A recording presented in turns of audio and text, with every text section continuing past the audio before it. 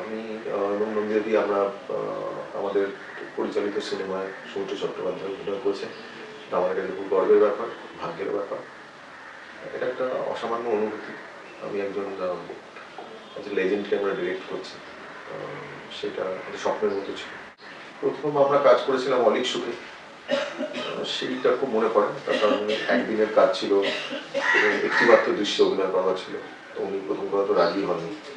তারপরে আমার চিত্রনাট্যটা পড়ে শোনাতে হয়, ওই দৃশ্যটি পড়ে শুনিয়েছিলাম। একটি মাত্র দৃশ্য এবং একদিনের কাজ।